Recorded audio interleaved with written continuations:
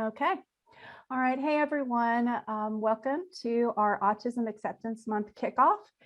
It's kind of a double celebration for a couple different things that we'll get into in just a few minutes. I'm Sharon DeVanport. I'm the founding director of the Autistic Women and Non-Binary Network. My image description on camera is I'm wearing a large, dark, square rimmed glasses, and I have long dark hair, and I'm wearing looks like a dark kind of a deep pink zip up shirt. So want to go over just a couple things before I bring on our co-host Lee Wiley-Mitski. A couple of accessibility resources that we have available for today. I'm going to refer to my notes here so I don't completely mess this up. If you want to view captions, you can do that by looking on the bottom border of your Zoom screen, or even if you're on Facebook Live and streaming there, and look at the CC, click on that, and then you'll be able to choose on Zoom anyway, you'll be able to choose show subtitle or view full transcript. If you choose the subtitle, you can actually click on that as well, and you can kind of like drag it all around your screen. It's kind of cool, and put it anywhere you like. If you want to access the captions, because we do have a live captioner today, you can actually access that in a separate window, and Nancy will put that text in the chat box. And it's from Stream Text. You can just click on that. You can have the full transcript. It goes for Facebook too. Nancy's going to put that over there in the comment section. Okay, so next thing, I want to make for sure that everyone who's like on Twitter, you have our Twitter handle, because one of our team members, Kate, is actually going to be live tweeting today for us. So follow the hashtag Liberating Webinars. But make sure you also include the Autism Acceptance Month hashtags over there that is commonly used. That would be really good. It would kind of elevate kind of the messages that our panelists are going to be sending to the community today. If you want to follow us over on Twitter, we are at AWN Network, and then it's the underscore at the very end. And Nancy is also going to put in the chat box our panelists' Twitter handles so that you can make sure to follow them as well.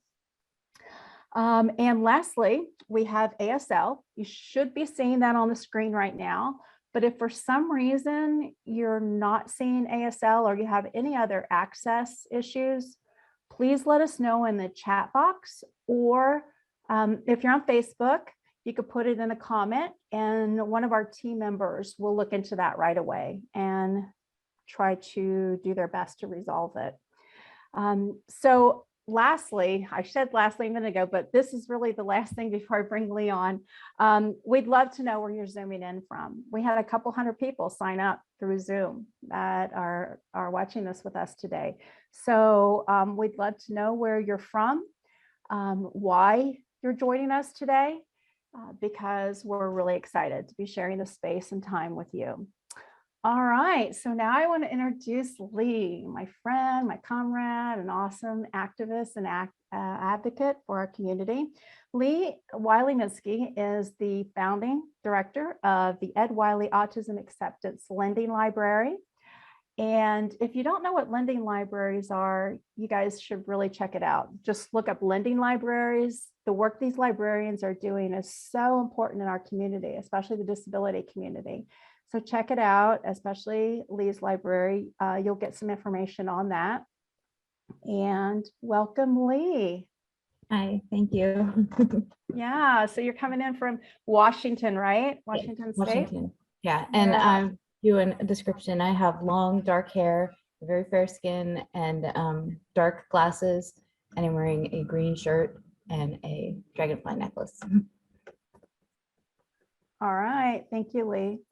So I think the first thing that we're going to do is we're going to go over the bios. Lee and I are going to share a little bit about our panelists before we jump into the Q&A.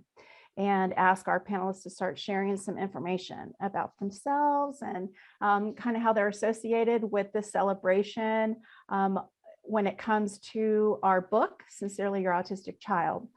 We do want to also let everyone know that we have, Lee has figured out 3 winners by random number choice.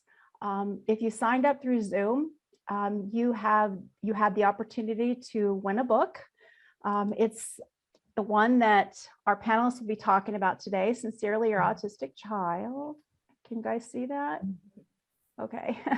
So before we started, when you signed in and you registered at Zoom, you got a number. And so Lee randomly chose numbers. And so we have 3 winners and we'll announce those at the end. So let's go ahead and start with the panelist bios. Okay. Morénike Giwa-Onaiwu, who uses she, her, they, them pronouns, is an educator, writer, public speaker, parent, and global advocate whose work focuses on meaningful community involvement in leadership, disability, racial and gender equity, dismantling stigma, and inclusion and empowerment. In addition to being a co-editor and contributor to AWN publications Sincerely Your Autistic Child and All the Weight of Our Dreams, Morénike is the Equity, Justice, and Representation Chair for AWN's Executive Advisory Committee. Often drawing from personal background as a person of color in a neurodiverse and serodifferent family, a late diagnosed autistic adult, and relevant educational and professional experience. Morénike is highly sought after presenter, research consultant, and subject matter expert who resides in the US Gulf Coast with a spouse and 6 amazing disabled biological and internationally adopted preteen to young adult children. Thank you, Lee. All right, so next is Victoria Rodríguez-Roldán. And Victoria is the Senior Policy Manager for AIDS United, where she brings her own unique intersectional specialties to the fight against the HIV epidemic. Particular areas of expertise and focus are the intersections of issues affecting people living at the intersections of transgender identity, disability, and mental illness through a social justice lens. She frequently speaks on discrimination issues impacting the trans and disability communities. She has been profiled in multiple national media outlets and has been published in multiple academic journals. Prior to joining AIDS United, she was Senior Policy Counsel at the National LGBTQ Task Force, where she led the Trans GNC Justice Project and the Disability Justice Project. She currently serves on the board of directors of multiple disability, LGBTQ, and social justice nonprofit organizations. Victoria holds a BA in psychology with honors from the University of Puerto Rico and a JD from the University of Maine School of Law. She has lived in the DC area since 2014. Kassiane Asasumasu is a multiply neurodivergent Papa, longtime autistic activist. You may know her work from the acclaimed Radical Neurodivergent Speaking, Parenting Autistic Children with Love and Acceptance, or any one of several anthologies. Kassiane is also the reluctant mastermind of the project We Are Like Your Child. When not causing a social media crisis, Kassiane practices Aikido, studies neuroscience, makes sure kids are included in neighborhood recreation programs, and cuddles her 3 cats, but not all at once. She seeks to drag the rest of the world to autism acceptance and disability justice, even if the rest of the world kicks and screams along the way. I love that. That's so Kassiane.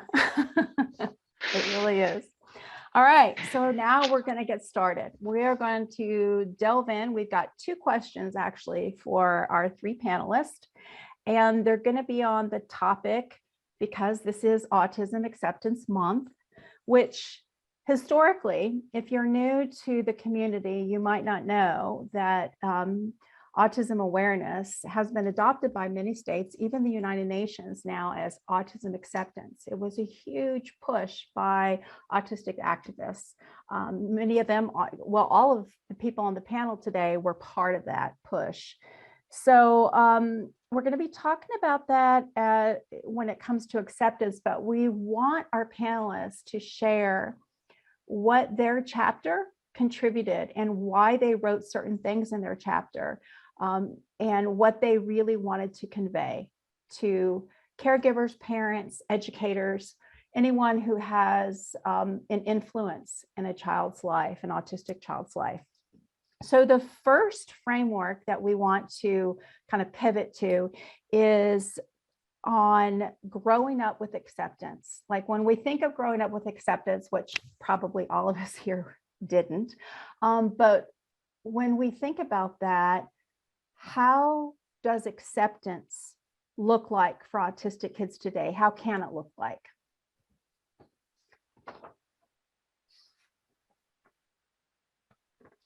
All right, Kassiane, we're going to start with you. Is that okay? Are you ready? Yeah, that's fine. Okay. I'm ready. All right. All right. So I was going to ask you though, and I've got one question specifically for your chapter. Okay.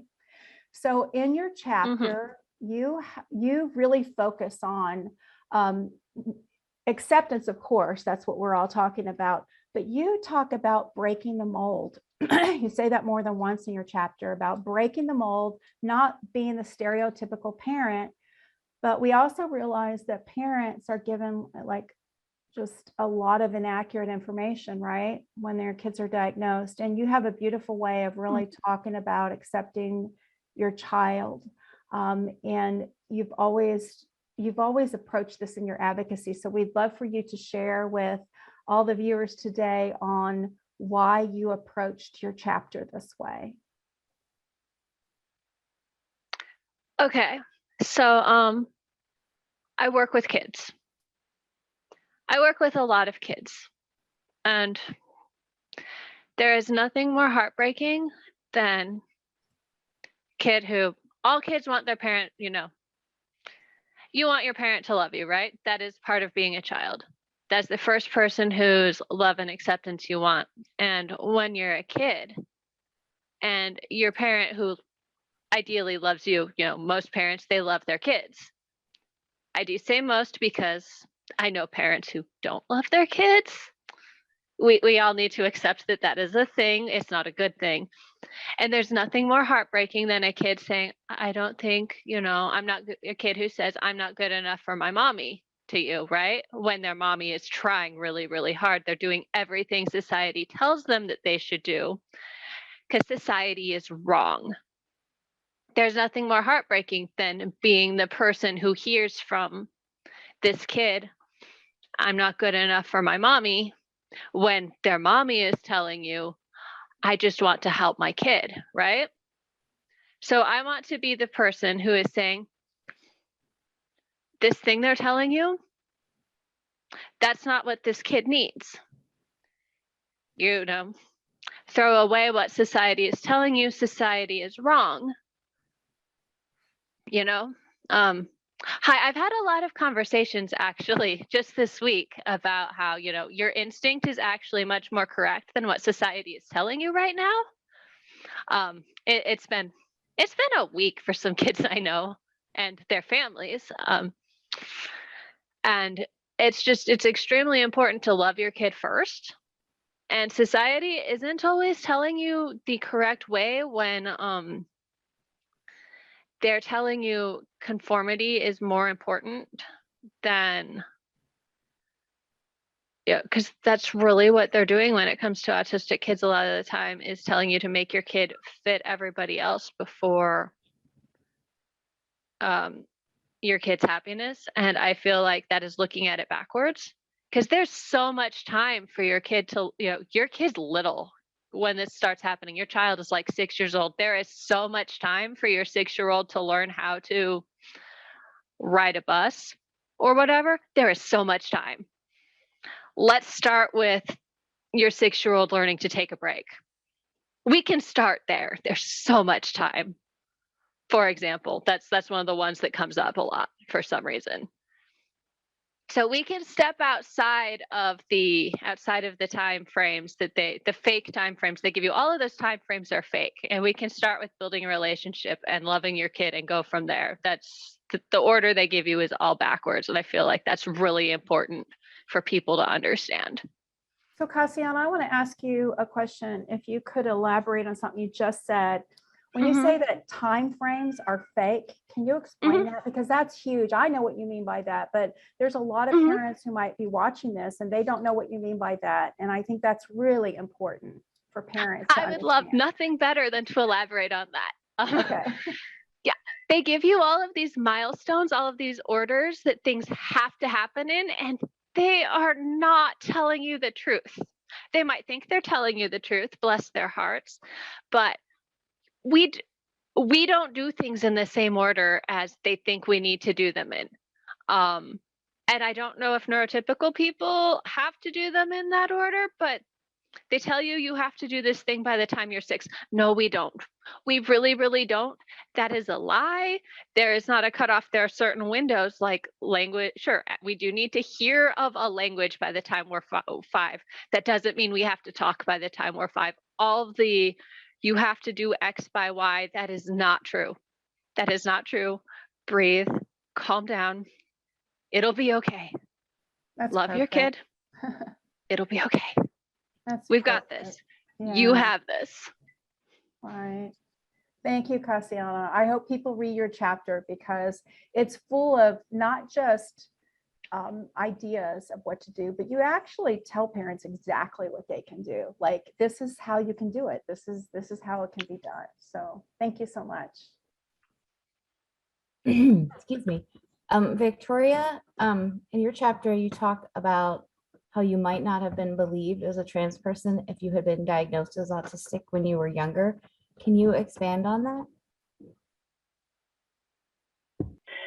So sometimes I feel like, for example, I mean, growing up in the 90s without any of the stereotypes of being autistic, I can't help feel like I would say that in a sense, it was a privilege to not be diagnosed till later in life, because it's like the question is, and I don't know, maybe it would have been better, but the question is, maybe in the process was when I avoided the whole things like ABA or other forms of basically torture in the process of childhood, like more exclusion through childhood.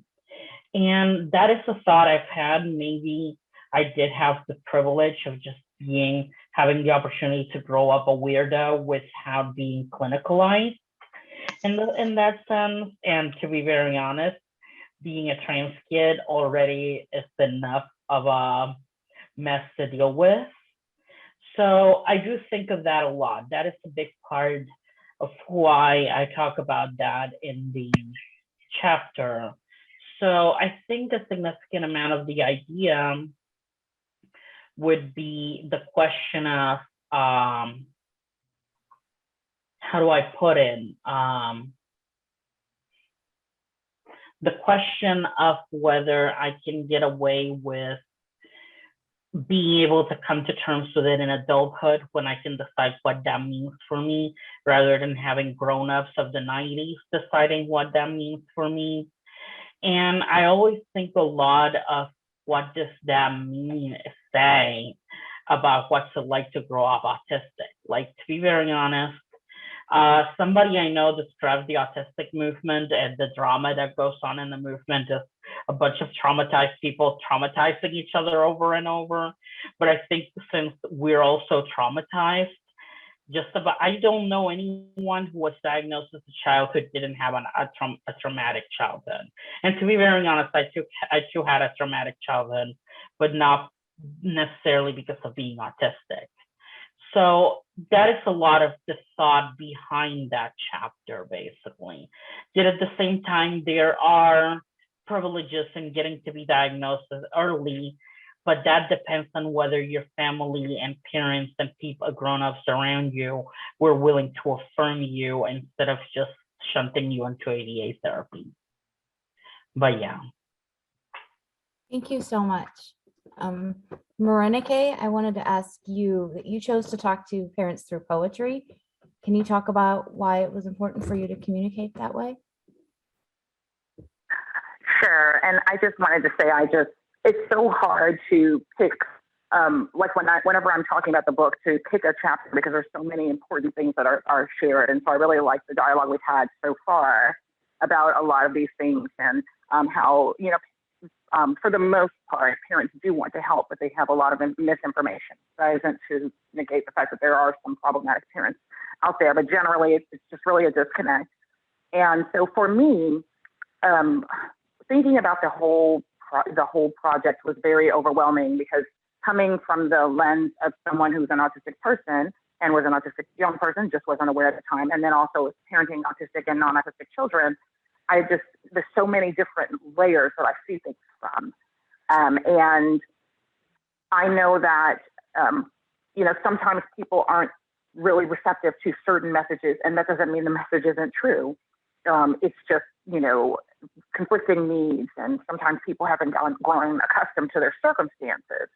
And so what I really wanted to do was just really be heartfelt. I wanted to, and I was thinking, well, I wanted to write to them from the perspective of a parent, because I'm a parent also, but the part of me that was the autistic young girl who was hiding in there, and didn't really feel like she had a place, kept popping up. And so I decided that I was just going to write candidly about my experiences, how I felt, and just hopefully convey a message to them, because there are so many things that are beliefs that are, broadly believed about autism that are so harmful for our community. And such as, it's going to hurt your child to have this label, or they shouldn't know that they're different, or you shouldn't do this, or all of these different things, these, contrived things. And what Kassiane mentioned about parents being gaslit, I think is very true. I think autistic people, and often their parents, are told to suppress what feels right. You might not understand why your child's doing X, Y, or Z, but you're told stop them from doing that because it will, it's not acceptable, and so on. And so I just really wanted parents to know how much damage you can look like you've got everything together, to the public eye, but how much damage, how much, scarring exists even in the so-called high functioning, which I hate these terms, or a person who seems to be camouflaging or passing or making it through society, how this lack of acceptance, even when we're loved, how it has such a horrible impact on our lives, and for hopefully that not to be the situation their children find themselves in. Thank you so much. Can I add to that real quick, which is then a lot of quote unquote therapy that we seem to be encouraging parents when it comes to autistic children, and some people have drawn this a bit, the whole, oh, the kid is doing this, well, make them stop doing it. That's how you treat a dog, basically. Oh, they bark a lot, so make them stop barking, basically. Or they poop in the floor. Well, I know what no human is pooping in the floor, but there are solutions around that. But they poop on the floor, so train them to do it outside. And it's all around the convenience of the owner, basically, of the owner of the dog. That's not how you treat a human child, basically. And I say this thinking of how ABA works, and as a dog owner of a very difficult dog, a hound dog, so. Well, thank you, Victoria. That's so spot You're on. talking. The next portion that we're going to go to, Morénike, just let Nancy know in the chat when you regain your audio so that we can ask you this next question. We were actually going to start with you on this next portion, but that's okay. We can start with someone else until you get your audio back. The last question, and the reason why we only did 2 questions is because we knew that it would just be so impactful, like what every panelist would say. But not only that, but we wanted to open up a Q&A portion, a few questions. So if anyone who's attending through Zoom has any questions, make sure you put them in the chat, and we will grab those. Nancy will grab those. I don't want to put you on the spot, Nancy, but we'll make sure that we get to some of those questions for our panelists. Okay, it looks like Morénike is still connecting to audio. So Lee, I know that we had planned on asking Morénike first, but maybe you could go to Victoria and start back up with Victoria for this next portion. But the next portion is, it seems almost trite and like something that we get asked in interviews all the time. But the reason why I really thought it was important, and I really love that Lee wanted this question in this interview, is because it's so impactful. The question, so you guys know what I'm talking about, is if you could tell the younger version of yourself something, what would it be? Like, don't we all get asked that question all the time? But, you know, I believe that it fits in perfectly with what we're talking about today, because we're talking about lived experience, right? We're talking about autistic people who have lived experience, who are talking to people who have influence and hopefully love the children in their lives, and want to make for sure that they're inclusive. And who better to go to than autistic adults?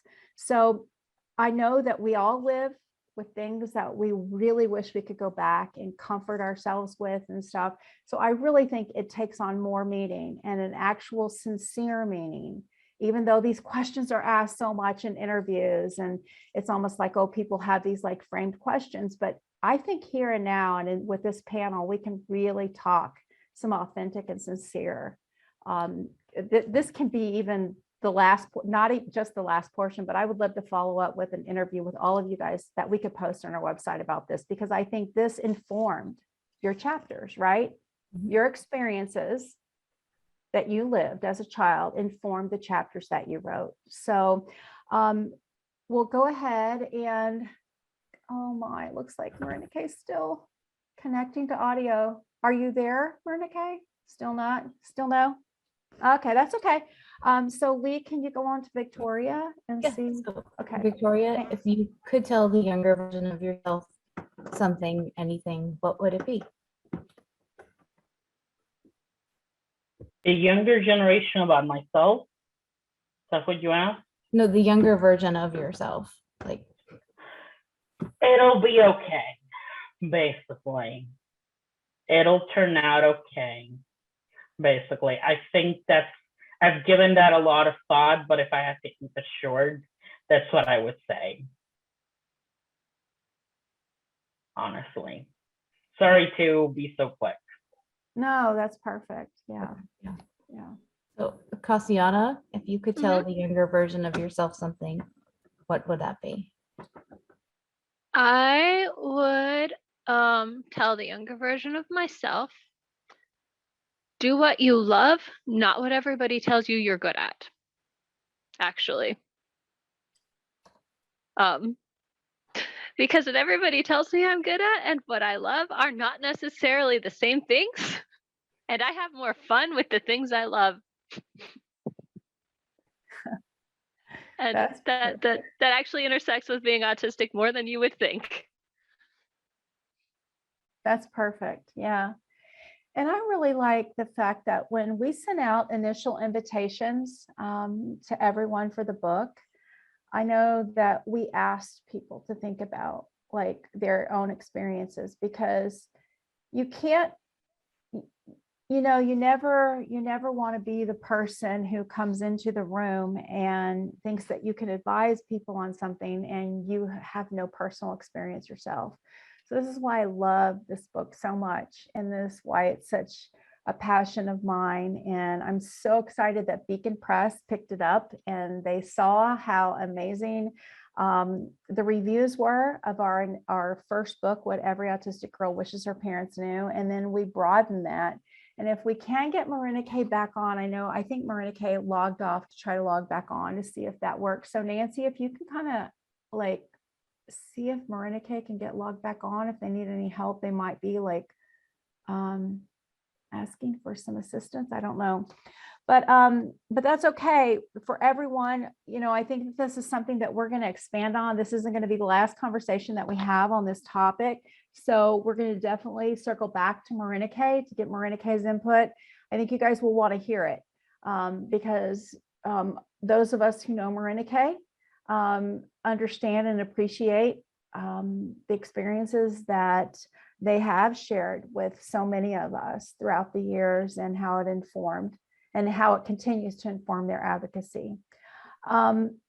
So we want to open this up to Q&A. I was looking, and I'm so sorry I don't follow this well, but Lee, did you see any questions? Yes. There's a couple of questions in the Q&A. Okay. And the first one is, I am an autistic educator who has the joy of working with autistic children. One of my students' parents experiences so much fear about their child's future due to society's lies and has the child in ABA therapy. What can I say to this parent to help them understand the damage they're doing to their child? Who wants to take that? My face is doing things right now. Are you okay to answer that question, Kassiane, or is it a little No, much? I'm okay. I just don't know if they're going to like my answer. Oh, then we really want you to talk about this because you have All firsthand right. experience with ABA. So please. Yeah, I do. Okay. Well, I mean, there's always the classic describe grooming in exquisite detail and ask them to tell you the difference between that and ABA, because there's not one. It is literally the exact same thing that predators do. There is not a single solitary difference between the good ABA, which is not a thing, and what predators do. Like, they need to tell you the difference, and there's not one. But then they'll cry and they'll be mad. They might swing at you depending on the kind of person they are. Like, just be aware. If they are the kind of person who cries and goes to violence, they might go to violence. I've had parents swing on me before when I ask them this. Like, this is a thing they do. You could also ask them to stand up, sit down, stand up, sit down, stand up, sit down, stand up, sit down, gummy bear. This is a thing you can do. They won't like that either. Like, none of your options here are options they will like. And that is a thing you need to know before you do it. They will hate you.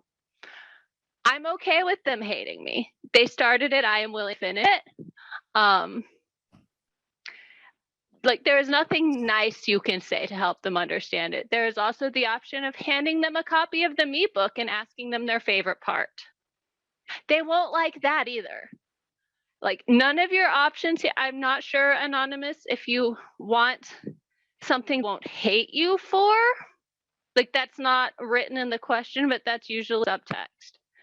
So these are the Kassiane options. A lot of the Kassiane options are, I no longer care because I care more about your kid than I care about your feelings. That's part of my like core. I care more about your kid than I care about adult feelings. Yeah. So that's where I'm at, is this is grooming. And I need you to tell me the difference. Oh, wait, you can't. That's where I would start with that. Thank you, Kassiane. Go I ahead. wanted to say, as a parent myself, that one of the first blogs that I came upon was Kassiane's blog. And at first it made me angry because I didn't know then what I know now. And so, yeah, I definitely feel like Kassiane's blog is a really good resource for parents, but they have to want to listen. That's so true, Lee. And I just want to emphasize what Lee just said. So if you're a parent hearing things and it doesn't quite even click with you, or you think, oh, that's not me, that's not my intention, you know, like, if you've ever heard that intention doesn't matter, the impact is more. It's true. And I'm going to just say, Lee and I have had this conversation over the years more than once. Kassiane's blog is something that I had to actually schedule time. I could only read so much because it not only reminded me of my childhood and things that I experienced, but it was just so painful. But I encourage everyone who can really delve deep and really take an honest look at experiences from autistic people. You just have to read Kassiane's blog. You do. And I had to spoon feed myself. Probably took me a good 6 months to read through the blog posts 10 years ago, 10, maybe 12 years ago, from Kassiane's blog. It was so hard, But it was hard even as an autistic person because I had so much internalized ableism. And Lee, you and I have talked about this, you know, the internal stuff that we carry, and not quite ready to even deal with that myself. So thank you, Kassiane, for putting that out there. I'm glad it exists in the universe. So I haven't been able to write in so long because it hurts to write too. yeah, It's a lot. I know. I hope people appreciate the fact that when autistic or any disabled person is generous enough to share an experience with you, it shouldn't be expected, number one, but if they do it, it should be so much appreciated because it takes so much from a disabled person to do that. There's a question I really, really want to ask because I think that it's important. You know, we think of autism and autistic kids, right? We think of that really dominates the conversations, especially in April. But you know what? When you turn 18, that's when parents start contacting people like Kassiane, Victoria, Lee, Morénike, and myself, even AWN. They start contacting us because then they realize, wow, my kid turned 18 and magically they're not autistic anymore, but they still need supports. They're still autistic, right? So a question from someone in the chat here on Zoom says, what is the best way for parents to support their adult children who are autistic? So can someone who wants to take that? Victoria, listen to them like they know their needs best, to be very honest. Like which goes back to how everybody in a position of power treats others. Like, listen to them and only engage. Like, you're at best an advisor at best. And to be very honest, if the kid is still trying to stay in touch with you, that is saying something, depending, that is you reap what you sow in that sense. But I would say also, like, avoid completely any form of guardianship or seeing your kid as still a child or having the mental age of whatever. Like, again, they know their needs best, basically. You're not the disabled one. Thank you, Victoria. Morénike, I think you're back on, aren't you? Are you there? Can you hear me? Oh, I saw Morénike. I thought they were back on. That's okay. So Kassiane, I don't know, you said before we started the event that you might not be able to look at the chat while it's going on. But I just wanted to say that there are some really encouraging, amazing comments, and we'll make sure you get those. Nancy's saving all of these in a document, all the questions and comments from the chat. And one thing is there's someone from initials KP. I'm not going to say their name because I don't know if they want that shared. But they say this, and I want you to hear this, Kassiane. Says, Kassiane, you've been my activism icon / role model since I was first diagnosed and learning how to be an advocate. And they gave. Oh gosh, this is me covering my face right now. Don't make me cry. I'm still on camera. Right. But see, that's important for you, all of you, you know, well, for all of us who do work, but for you, Kassiane, because I know how much pushback you've gotten through the years, and you should So hear those much. kinds of things, right? Yeah. So, Lee, do you have another question that you really like? You want to make sure we get to? I'll unmute myself. So an anonymous person said, I know this is kind of broad, but I'm wondering about your thoughts on emotional abuse of disabled children in the school system. I think it's just occurring to me now as an adult to the extent with which I was emotionally and psychologically abused by many of the ableist teachers I had, and how that trauma still affects my mental health so much today. Oh, we're about to get a cat photo bomb. This is Percy. He's my roommate's cat. Sorry about that. Oh, that's okay. Hey, kitties in the age of Zoom are what makes Zoom worth it. About the only truly good thing about Zoom, you know. I'm just really excited. This is the first time he's like gotten in my lap. Sorry for that derail. No, it's okay. Cats are always welcome. Like they're like our total symbol in the autistic community, right? We love our cats. Yep. So And I do have things to say about emotional abuse in schools too. go for it, Kassiane, please. So there's this problem, and that is that emotional abuse and shame is a form of emotional abuse, is a way that we control kids' behavior. And we spend an awful lot of time and effort controlling kids' behavior instead of building relationships. And I'm actually, the more I work with kids, and I've been working with kids since I was a kid, the more convinced I am that building relationships is the way to build healthy adults who do the best they can. Because kids do the best, everybody does well when they can. And we spend so much time trying to shortcut to kids, doing what we want using shame. So, I mean, emotional abuse in schools, autistic kids go through so much of that because we don't act the way people want. How dare we? We do this. Oh no, the world is ending.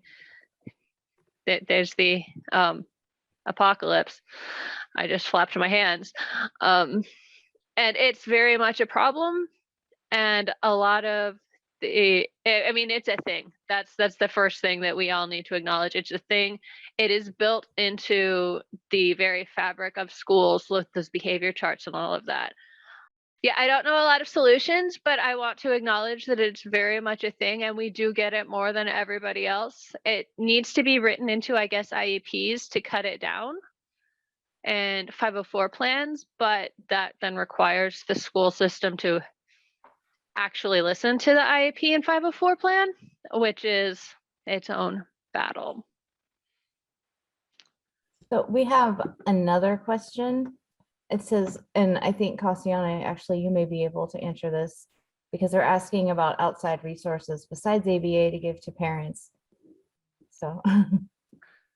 Well, there's Foundations for Divergent Minds.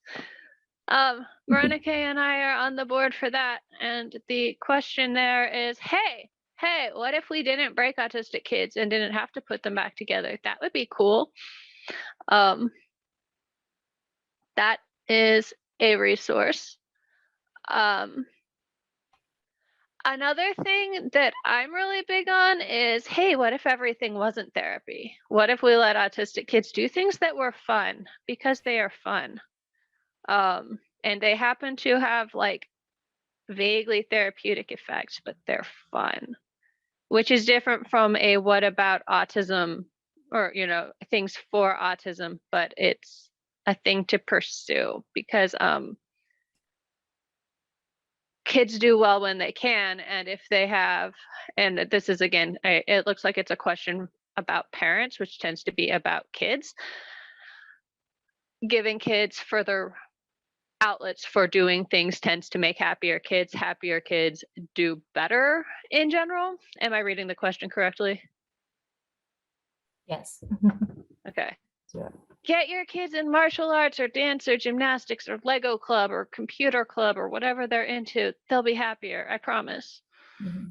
Encourage a special interest, basically. Mm-hmm. Mm-hmm. And if they're a proprioceptive kid, seriously, take them to gymnastics.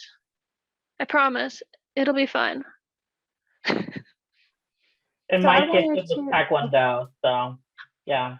I do I'm sorry, Aikido what, now. Victoria? You said Taekwondo, Victoria? Yeah, that was my childhood, extracurricular that I loved so much. It was sort of the stimulus.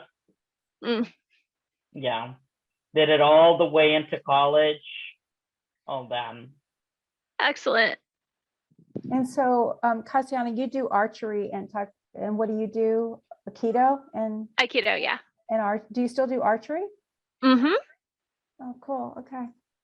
So there is one question I really think is important, especially because I think it really touches on how April impacts all of us in the autistic community for trying to push away from the awareness campaigns into the acceptance campaigns. And the question is this: how do we guard ourselves against the hostility and misunderstandings and lack of acceptance towards autistic people that we encounter day to day? And we're going to get it like what? Quadrupled in April, right? Who wants to take that?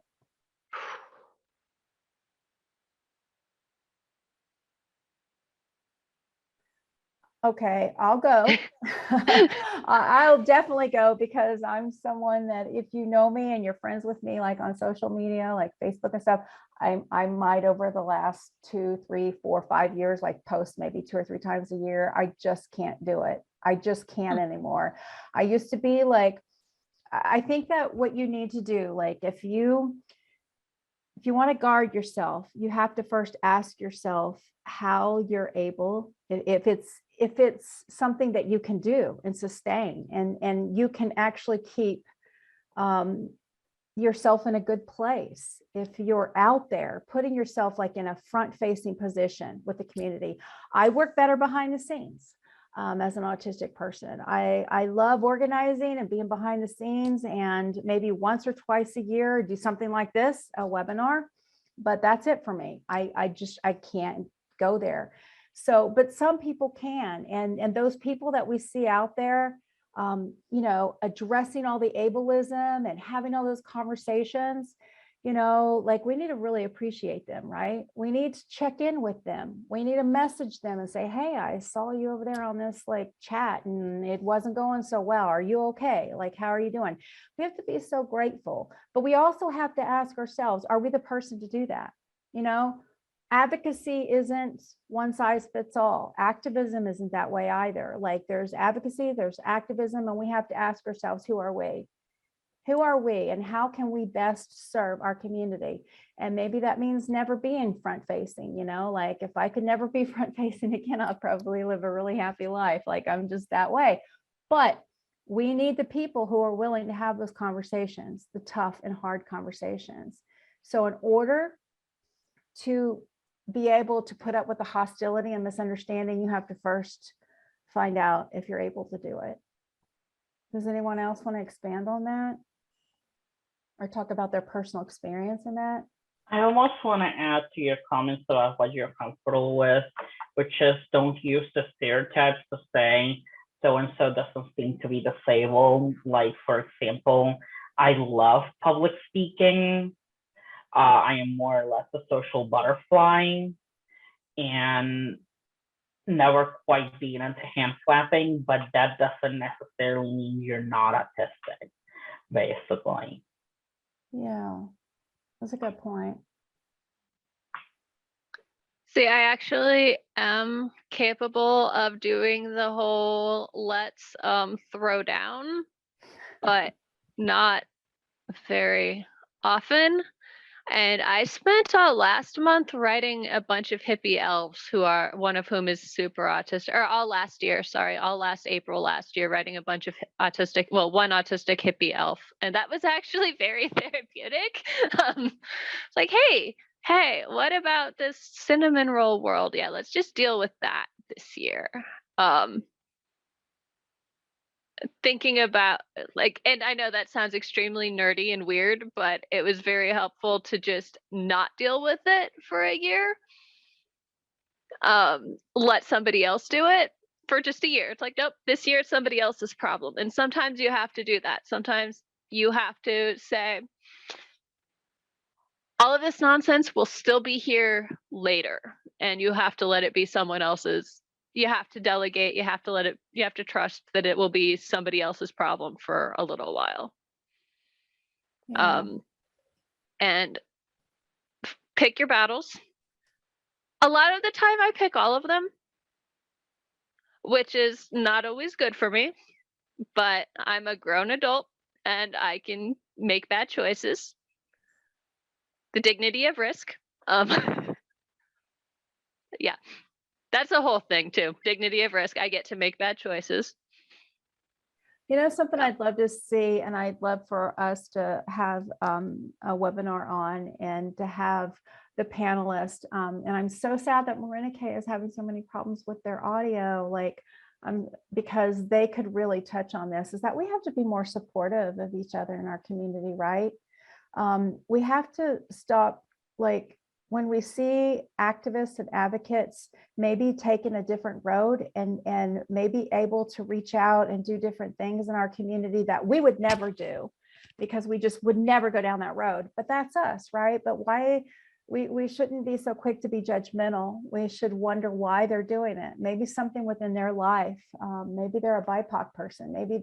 Maybe that specific issue impacts the community that they're advocating for. And they really need to make for sure there's someone at the table, right? Like, what's that saying? If you're not at the table, you're on the menu or something, you know, like, so you need to be able to put yourself out there. And I just really hope that we can be more supportive in our community and not be so quick to judge how other activists and advocates, because we don't know the reasons behind why they may choose the road that they choose. So, and that's why I love having such a diverse panel today. Someone like you, Victoria, who's able to talk about your experiences and how you don't feel like you would have even been believed, you know, when you were a kid. And then someone who, like Kassiane, who was diagnosed as a kid and lived through ABA and all of that stuff. It's really important to listen to all of our experiences and to support one another. You know, I'm not saying that we don't push back against, you know, most of us who are disabled have internalized ableism, and that's not always the healthiest thing. But, you know, having a little bit of patience and showing a little bit of care and support goes a long way too. We can call people in without calling them out always, you know, so we need to think about those things too. Nobody isn't, oh, I like this last comment. Nobody is entitled to another person's emotional labor, even if they act like they are. Wow, okay. And somebody also made a comment about the self-narrating to exhibit experience, which is that they think that just because we're autistic, they want us to talk about our experience instead of our expertise. Wow. Personally, I actually draw a line both in trans activism and disability activism that I'm not going to talk about my personal story. Basically, I talk as a policy expert, as an expert on the topic and so on. I think this is one of the few instances where I truly felt like it was worth talking about the personal story, because when it came to the book, because to be very honest, it was an under commented experience when it comes to diagnosis in adulthood. The question of what is a less traumatic experience. Thank you. We've got 3 minutes left. So Victoria, I want to start with you. If you just one last thing to say, to just sum up kind of like your presentation, your chapter, whatever you want to say, what do you want to put out there in the universe? Always believe and assume agency, assume competence of autistic kids. Always do so. Like, I can't stress that enough. Do not assume that autistic behavior is a symptom to be treated, regardless of whether that is in a session with trainings or whatever. I've seen some weird interests out there that I find fascinating, or whether it is researching white supremacy from a leftist perspective, which I've also seen, but try to always support them and listen to their needs and provide them. Just because they're your child, they're not your little pet that you get to train only for it to behave as you find convenient. Which I would add to Kassiane's idea of the difference between grooming and ABA. I would also add the whole, as I said, the difference between dog training and ABA, which probably will not make them happy either. Excellent. Thank you, Victoria. Kassiane? If you have autistic children in your life, you need to make autistic friends. If you are not capable of making autistic friends, you need to do something about your behavior, because we're awesome. I love that. All right. Thank you, Victoria. Thank you, Kassiane. And thank you, Morénike, for the time you're able to spend with us. We'll make sure you get questions and from the chat that people put in. We'll follow up with that. Lee, do you have any last words yourself? No, I did want to say, not to be like super promoty, but a couple of the questions were asking about additional resources, and I think if they read the book, they'll find a lot of answers in there. So absolutely. So everyone who joined us today, thank you. In behalf of the Autistic Women and Non-Binary Network and the Ed Wiley Autism Acceptance Library, please check us out online. We'd love for you to be part of our community. We love that you shared space with us today, and take care of yourself. April's not an easy month. Know your limitations, set your boundaries, and be kind to one another. Thanks, everyone. Bye-bye. Bye.